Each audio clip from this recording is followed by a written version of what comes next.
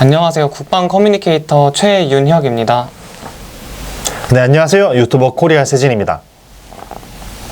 최근 이스라엘 총리가 골란고원은 영원히 떼어놓을 수 없는 이스라엘의 한 부분이 될 것이라고 했는데 여기가 과연 어떤 곳인가요? 네, 중동의 이 시리아와 이스라엘의 국경지대에 위치한 제주도 크기의 어떻게 보면 꽤 큰 땅입니다. 그렇죠. 거의 대부분의 면적을 이스라엘이 차지하고 있고 이 동쪽의 약간의 땅인 이 시리아가 차지하고 있었습니다. 자, 그런데 이 사이를 UN 감시군이 주둔을 하면서 비무장지대로서 이렇게 관리를 하면서 분쟁을 좀 이렇게 절제를 시키고 있었었죠. DMZ 같은 땅이겠네요. 그렇죠. 비무장지대였던 것이죠. 원래 이곳이 시리아가 실효적으로 지배하고 있던 땅이었는데 1967년에 3차 중동전쟁이 나면서 그 이스라엘이 이곳을 대부분 점령하게 됐는데 중요한 건 이제 국제사회가 여기를 인정하지 않습니다. 이스라엘의 점령을 인정하지 않습니다. 예, 맞습니다. 골란고원에 대해서는 많은 분들이 미리 이미 들어보셨을 거예요. 그쵸. 특히 성경에도 나오고 종교에서 굉장히 중요한 또 고원이죠. 자, 시리아도 여기를 빼앗긴 뒤에 여러 번 탈환하려고 시도를 했습니다.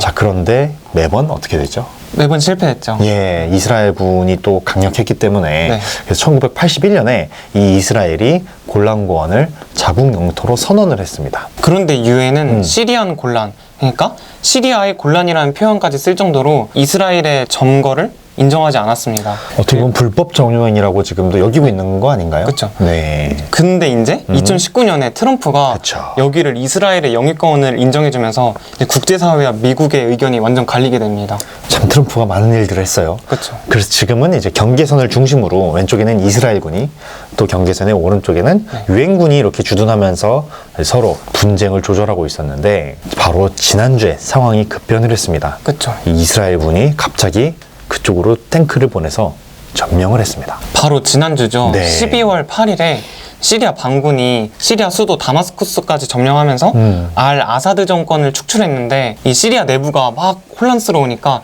그 틈을 타서 이스라엘이 이 골란고원 남은 부분까지 다 점령하고 맞아요. 유엔이 설정한 비무장지대까지도 무려 50년 만에 그 지상군을 여기다 배치하기 시작했다 하더라고요. 예, 벌써 꽤 오래됐죠. 2011년에 아랍의 봄이라고 기억하실 겁니다. 이 식량 위기와 또 다양한 여건들이 겹쳐지면서 이 북부 아프리카를 중심으로 또 중동의 독재 정권들이 무너지고 이 민주화에 대한 요구가 이렇게 컸었죠. 그런데 결과는 어땠죠? 민주주의화가 된 게 아니라 그쵸. 오히려 또 더 큰 혼란에 좀 접어든 경향이 있었습니다. 시리아도 마찬가지였어요. 그 아랍의 봄 이후에 지금까지 기나긴 내전의 시간을 겪었고 거기에 러시아, 이란, 또 헤즈볼라, 그리고 이스라엘, 미국 등등이 끼면서 여기에서 엄청난 일들이 혼란들이 있었죠. 여기에서 나온 난민들이 또 어디로 갔죠? 유럽과 또 서구권으로 가면서 유럽 사회의 혼란까지 이어지고, 즉 이 시리아 내전은 이 시리아만의 문제가 아니라 거의 전 지구적인 문제였습니다. 자, 이게 지난주에 거의 종결이 된 거죠. 반군이 오랜 기간 독재를 해왔던 정권을 물리치면서 굉장히 혼란 속에 이제 성과는 이뤘지만 그 틈을 누가 노린 거다? 이스라엘이 노리고 골란고원 전체를 차지한 것이다. 그래서 나중에 시리아랑 생길 영토 분쟁에 있어서 유리한 고지를 선점하려고 치고 들어간 것이었습니다. 아사드 정권이 시리아 반군에게 축출당한 뒤에 러시아로 망명을 갔다고 하는데 러시아와 시리아 정권은 무슨 관계였나요? 앞서 간단하게 말씀드린 것처럼 시리아는 원래 1970년대부터 아사드라는 가문이 한 50년 정도 독재를 해왔습니다. 아빠가 통치를 하고 그 아들이 이어서 통치를 했죠. 자, 그래서 이 아사드 대통령이 내전에서 상황이 좋지 않을 때마다 누가 도와줬을까요? 푸틴 대통령이 도와줬습니다. 그래서 아사드와 푸틴은 사이가 굉장히 좋았다. 초록이 동색이라고 또 통하는 건데, 큰 도움을 받은 아사드 정권은 지중해를 바라보는 타르투스라는 해군 기지와 또 흐메이밈이라는 공군 기지를 러시아에게 줬습니다. 쓸 수 있도록. 그래서 러시아는 사실상 이곳을 자신들의 땅처럼 완전히 활용을 했었죠. 그러니까 시리아는 해외인데 러시아로 따지면 해외인데 그쵸. 해외 군사기지를 갖게 된 거네요. 네, 러시아가 아주 멀리 있는 중동 지역에도 러시아의 군사기지, 전진기지를 가질 수 있었던 것이죠. 근데 위치가 진짜 좋더라고요, 여기가. 맞아요. 거기가 위치가 이스라엘 그 바로 위쪽이고, 지중해로도 투사할 수 있고, 터키로도 투사할 수 있고, 아프리카도 투사할 수 있고, 중동으로도 투사할 수 있고, 유럽까지도 지중해. 맞습니다. 그래서 러시아로서는 굉장히 전략적으로 이곳을 시리아 정권을 활용을 했던 것입니다. 이 흐메임 공군기지에 한때는 러시아 공군 수만 명이 주둔했는데 지금은 이제 반군이 점령해서 그런지 다 철수했다고 합니다. 네. 할 수밖에 없는 그쵸. 상황인 거네요. 네. 지금은 반군에게 이 시리아가 넘어간 상황이니까 그런 것 같습니다. 네. 어떻게 보면 이게 반군이라는 표현이지만 사실은 독재 정권의 뭐 반군이 맞네요. 정권에 대한 반군이니까. 네.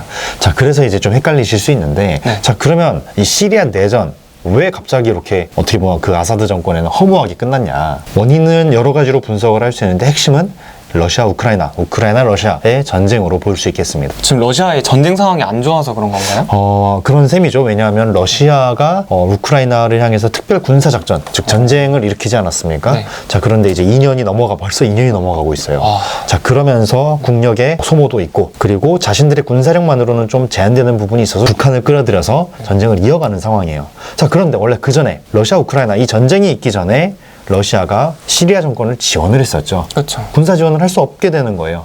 자, 그러다 보니까 시리아 정권에서는 이거 우리가 지원을 받아야 되는데, 반군 입장에서는 좀 약해지고 있는데, 자, 이런 어떻게 보면 힘의 균형이 깨진 것이죠. 그래서 한마디로 시리아는 러시아의 우선순위에서 조금씩 밀려났다. 한 전문가가 그 뉴욕타임스하고 인터뷰를 했는데 네. 이제 시리아는 우크라이나 전쟁에 비해서 러시아 군인들의 휴양지로 변했다라는 표현을 썼더라고요. 이제 성적이 저조한 장군들에게는 시리아에서 하는 복무 자체가 일종의 망명이었다고 그렇게 유배 이런 거. 유배죠. 네. 그 정도로 표현하면서 시리아가 러시아 관심을 받게 있다. 그럼 여기까지 드는 생각은 애초에 이제 러시아는 시리아를 중요하게 생각하지 않은 것 같은데 러시아 입장에서는 그 시리아에 있는 군사기지 2개를 포기하기는 좀 힘들 것 같은데 어떻게 생각하세요? 아까 말씀드린 것처럼 그 위치가 너무 어떻게 보면 소위 말하면 꿀이지 않습니까? 그쵸. 포기하기 쉽지는 않을 것 같은데 지금 상황에서는 러시아도 어쩔 수 없을 것 같기는 해요. 왜냐하면 위치적으로 이 모든 곳으로 통할 수 있는 곳이기 때문에 전략적 요충지이기 때문에 여기를 포기한다는 건 러시아로서도 좀 큰 손실이지 않을까 싶습니다.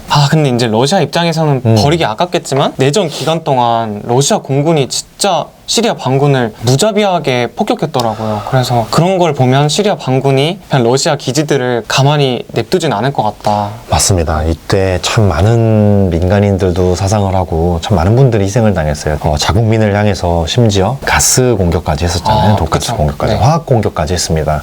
자, 이런 상황에서 반군들도 어떻게 보면 러시아 또 그들을 도와줬던 이란이나 헤즈볼라 등등 이 다양한 기존의 적대 세력들에 대해서 가만히 있지는 않을 것 같다. 좀 이렇게 예측을 해볼 수 있습니다. 앞으로 좀 지켜봐야겠죠. 그래서 이제 반군도 서방 세계에 자신들을 합법 정부로 인정을 해달라고 요구를 할 텐데 그 조건으로 이 군사 기지들을 러시아에게 주지 말라. 즉 우리가 이제 접수하겠다.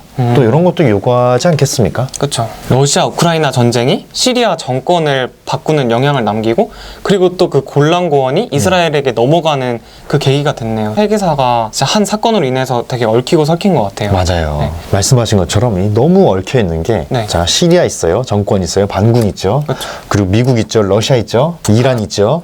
네. 거기도 북한도 껴있죠. 그쵸. 그리고 심지어 레바논 헤즈볼라 그리고 하마스, 이스라엘 다 엮여 있는 거예요. 지금 분쟁이 일어나고 있는 그곳들이 다 엮여 있는 거다. 참 이게 끊이지 않을 것 같아요. 나비 효과죠, 이게. 그렇죠. 심지어 이게 이제 유라시아 대륙의 저쪽에서 일어난 거잖아요. 네. 이 나비 효과가 어디까지 올 수 있죠? 대한민국까지. 한반도까지 올 수 있는 거죠. 왜 북한도 껴있고 다 껴있기 때문에. 맞아요. 예. 그래서 이게 정말 연쇄 반응이 우려되는 부분도 있다. 좀 이런 것도 큰 그림 속에서 한번 우리가 같이 봐야 될 필요가 있겠습니다. 네. 그럼 다시 골란고원으로 얘기를 돌아가 보면 네. 이스라엘이 골란고원을 점령하지 않았습니까? 네. 근데 그걸 넘어서 시리아에 있는 주요 시설들을 폭격하고 있다고 하더라고요.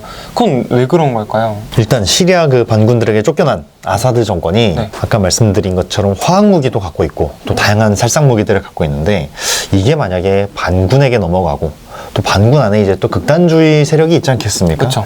그 사람들에게 넘어가면 이스라엘에게 위협이 될 수 있기 때문에 이것들을 미리 선제적으로 딱 쪽지기처럼 제거하는 작전을 하는 것이죠. 그런 명분 속에서 이제 이스라엘 주변에 있는 나라들을 더 약하게 만들려는 의도가 있지 않나 싶습니다. 요즘 뉴스를 보면 이스라엘이 누구를 공격했다 아니면 또 누구에게 공격당했다 이런 게 너무 많아서 언제부터는 좀 헷갈리더라고요. 그래서 그렇죠. 딱 한 번만 정리해 주실 수 있나요? 알겠습니다.